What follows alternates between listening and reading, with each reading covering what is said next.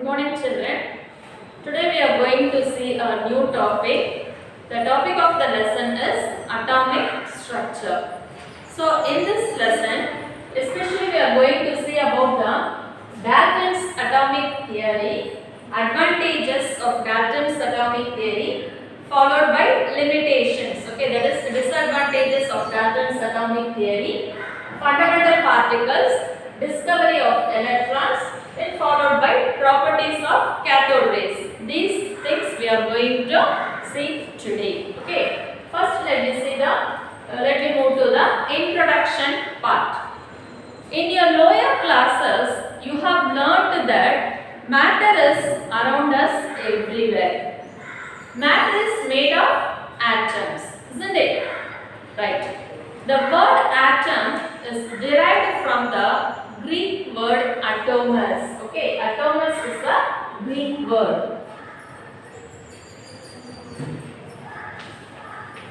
Tomos means, actually it is a divisible particle, whereas atomos means smallest indivisible particle. This is the difference between tomos and atomos. Okay, so the atomos is a Greek word and the meaning for atomos is smallest indivisible particle. Okay, tomos means smallest divisible particle, whereas atomos means smallest indivisible particle. The ancient Greek philosopher Democritus was the first to suggest that matter was composed of small indivisible particle which he called as atoms. Got it, children? Right. Next we can move to the Dalton's atomic theory. John Dalton was an English physicist, chemist and meteorologist. Meteorologist means what? Weather forecaster. Okay. He is best known for introducing his atomic theory in chemistry. Dalton's atomic theory was a scientific theory based on the nature of matter. Okay. So, John Dalton's atomic theory was a scientific theory, isn't it? So, this theory states that all matter was composed of small indivisible particle called atoms. Got it? Right. So next we can move to the postulates of Dalton's atomic theory, that is facts of Dalton's atomic theory. Right. So you know very well that matter is made of small indivisible particle that is called atom, isn't it? So otherwise we can say an atom is the smallest indivisible particle of matter that takes part in a chemical reaction. Okay. So during chemical reaction, that is atoms cannot be created, that is it can neither be created nor destroyed during chemical process. You cannot create the atom, right? All the atoms of the given element are identical in all aspects, that is same in all aspects, for example mass, shape, size, etc.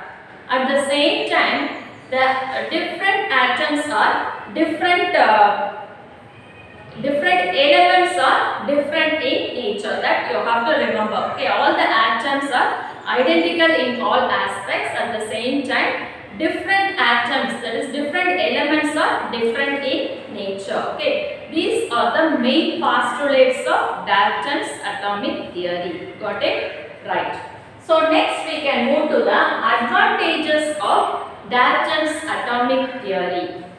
Dalton's atomic theory clearly explains about the law of chemical combination as well as law of conservation of mass. You might have learned about the law of conservation of mass in your lower classes, that is in 7th standard, isn't it? Now, this law of chemical combination as well as law of conservation of mass, again you will learn in this lesson at the end of this chapter. Okay. That time you will learn about the law of chemical combination as well as law of conservation of mass. Okay, so what are the advantages of Dalton's atomic theory? Dalton's atomic theory clearly explained about the law of chemical combination as well as law of conservation of mass. Okay, and also Dalton's atomic theory, it gives the differences. It gives the clear differences between the elements as well as compounds. Okay, so this is also one of the advantages of Dalton's atomic theory. Right. Next, we can move to the limitations of Dalton's atomic theory. That is, limitation means what? It is nothing but disadvantages of Dalton's atomic theory. Okay. Dalton's atomic theory, already you know, it explains that matter was composed of small indivisible particles called atoms, isn't it? At the same time, the discovery of subatomic particles. What are the subatomic particles? Protons, electrons and neutrons. These are the subatomic particles. The discovery of subatomic particles such as protons, electrons and neutrons disproved this postulate. Okay, so this is one of the main points. That disproved means proved something is false. Okay, next, as per Dalton's atomic theory, all atoms of the elements have identical masses as well as densities. Okay, at the same time, different isotopes of elements are different in nature. For example, if you take hydrogen, okay, so different isotopes of elements have different atomic masses. If you take the hydrogen, its atomic mass is different. Okay, so this is also one of the disadvantage of Dalton's atomic theory. Next, this theory, that is Dalton's atomic theory, states that the masses of the atoms of two different elements will differ. Okay, at the same time, two different elements can share the same mass number but different atomic number. These atoms are called isobars. You know about the isobars. Already you have learned in your lower classes. That is in 7th standard you learned about the isobars. Isobars means what? Elements which contain same mass number but different atomic number. For example, if you take argon element and calcium element, okay, if you look at this argon and calcium element, see its atomic number is different. Okay, for argon element its atomic number is 18, whereas calcium element its atomic number is 20. But if you look at these two elements, that is argon element and calcium element, both the elements, atomic mass is same, that is mass number is same 40 for argon as well as same 40 for calcium, but its atomic number is different. Such atoms are called the isobars. Okay, next, the difference in the properties of diamond and graphite. Both diamond and graphite, which contains only carbon, it cannot explain by the Dalton's atomic theory. Okay, so this is one of the limitation of Dalton's atomic theory. Right, children? Good. So next we can move to the fundamental particles. So William Crookes, he was an English physicist as well as chemist. He invented the Crookes tube. Okay, he found that he conducted an experiment and he found that certain visible rays are coming out from the two metal plates, that is called electrodes. Okay, he called those rays are called cathode rays or Crookes rays. Okay, so who invented the cathode ray tube?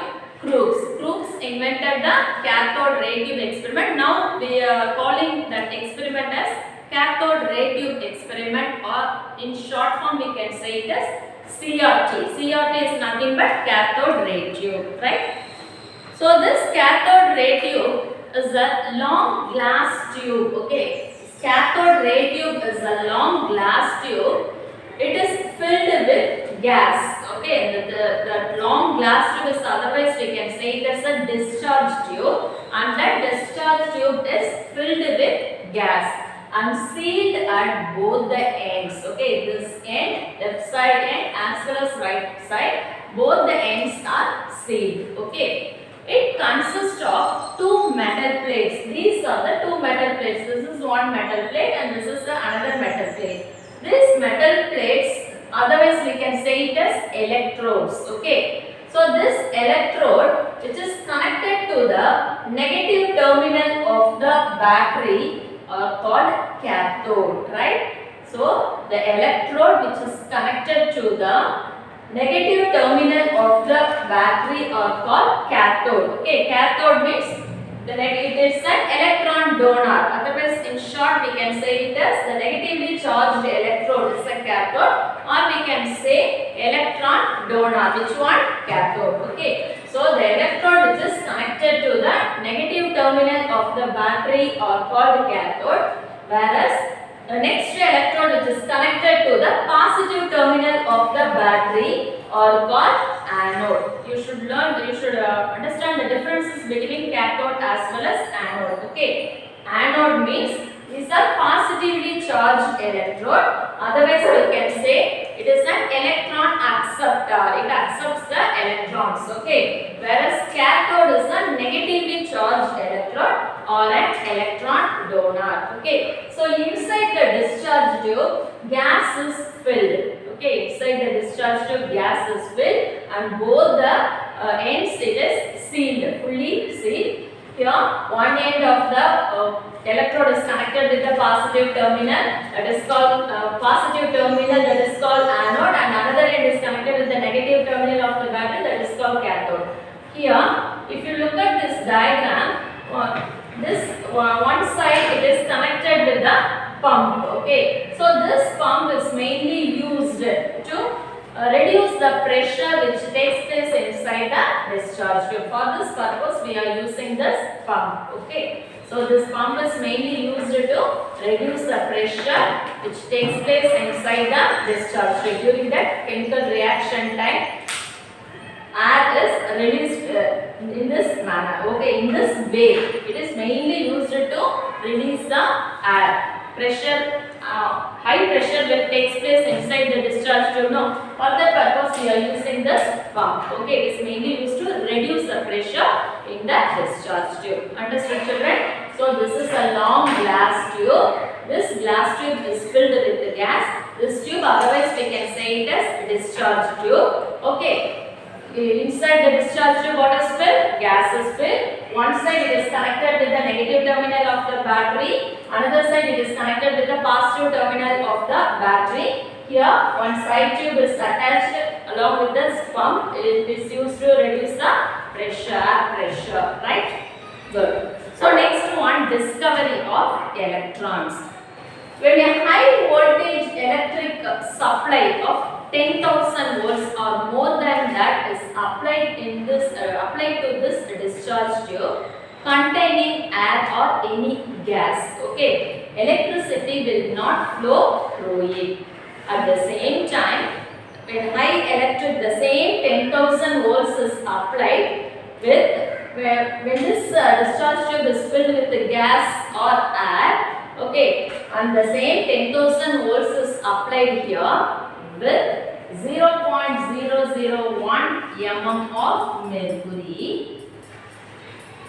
Hg means mercury. Okay, here a green glow is observed behind the anode. That is, green glow is observed from the cathode. You can see here these are nothing but the rays. Okay, these are nothing but the cathode rays. When high electric voltage is applied inside the discharge tube, it contains gas or it contains air or any gas with a high voltage of 10,000 volts is applied. Okay, electricity will not flow through it. At the same time, the same 10,000 volts is applied to the discharge tube containing the 0.001 mm of mercury.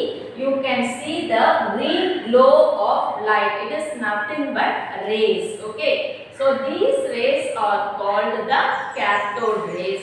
Nowadays we can call this rays is nothing but the electrons. These rays are nowadays referred as, later it is referred as the electrons. Nowadays we are calling these rays is nothing but the electrons only. Okay, you understand the experiment? What are the principle behind the cathode ray tube experiment? Cathode ray tube, it is nothing but a long glass tube sealed at both the ends. Okay, so here one side it is connected with the negative terminal of the both. It is connected with the high voltage power supply. This is the high voltage power supply. One end, that is one end of the electrode is connected. These are the two metal plates, or otherwise we can say it as electrodes. So one side of the electrode is connected with the negative terminal, that is called cathode. Another side is connected with the positive terminal, it is called anode. Okay, when a high voltage of 10,000 volts is applied with 0.01 mm of mercury inside this discharge tube, a green glow of light is observed. That is nothing but the rays. Okay, that is cathode rays. Later it was termed as electrons. So this is the discovery of electrons, right children? Good. So next we can move to the properties of cathode rays. What are the properties of cathode rays? If you take any material or substance, it should have some special characteristic properties, isn't it? So in the same manner, cathode rays also has some special properties. What are the properties? Cathode rays travel in straight line from cathode towards anode. If you look at the diagram, so these are the cathode rays, isn't it? Cathode rays travel in a straight line. Okay, from cathode, this is the cathode and this is the anode. From cathode towards anode. Second one, cathode rays are made up of material particles. These rays are made up of material particles, and also it contains mass and kinetic energy. That's what the rays are coming out, moving. Okay. So next one, cathode rays are deflected by both magnetic and electric fields. Hence we can say it is the negatively charged particle. This about this thing in your lower class, that is in 7th standard, you have learnt about this, isn't it? So cathode rays are deflected by both electric and magnetic fields. Hence it is a negatively charged particle, right? So important one more question. Next one, the nature of the cathode rays does not depend on the nature of gas filled inside the tube. Okay, the nature of the cathode rays, it is not depending upon the nature of the gas which is filled in the discharge tube. So this is the properties of cathode rays, right? Good. So next one, take your book, page number 126. Do you know is given? No. So in that, see, electricity when passes through, it removes the electrons through air, it removes the electrons from the gaseous atoms and produce cations. This is called electrical discharge. So electrical discharge is nothing but the release and transmission of electricity. Otherwise we can say it is the flow of electricity through the medium. Okay, the medium may be either solid or liquid or gas. That point you have to remember, right? Good. So next one, you know very well that air is a co-conductor of electricity, isn't it? Good. So next, come to page number 137. Higher order thinking question is given now. So 3 questions are given. So first one, see, why does a light paddle wheel placed in the path of cathode rays begin to rotate when cathode rays fall on it? Okay, so because the paddle wheel, it contains small particles of electrons, small particles of cathode rays. Cathode rays are nothing but what I told you. Cathode rays are otherwise called as electrons, isn't it? So the small particles of cathode rays, that is electrons, they have mass as well as energy. Okay, this energy only here used to make the paddle wheel to rotate faster. Got it, children? Right. Next question, how can we prove that electrons carry negative charge? So J.J. Thomson, he found that certain cathode rays are attracted by the positively charged particle and repelled by negatively charged particle. So from this he concluded that electrons carry negative charge. Okay, here J.J. Thomson found that cathode rays were attracted by the positively charged particle. At the same time, it is repelled by the negatively charged particle. So from this experiment, he concluded that electrons carry negative charge only. Right? Good. So next one, Rutresh, Hari, Kanishka and Tahira collected different samples of water from a well, a pond, a river and underground water.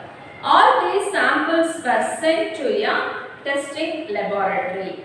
The test result showed that ratio of hydrogen to oxygen is 1:8. Now the question is, what conclusion would you draw from the above experiment? Okay, here whatever it may be, the water from pond or lake or sea or river, the water is composed of two elements. One is hydrogen and another one is oxygen in the ratio of 1:8 by mass. Okay, whatever it may be, water is composed only with two elements. Water is composed of two elements, that is hydrogen and oxygen in the ratio of 1:8 by mass. Okay, so next, second one, which law of chemical combination does it obey?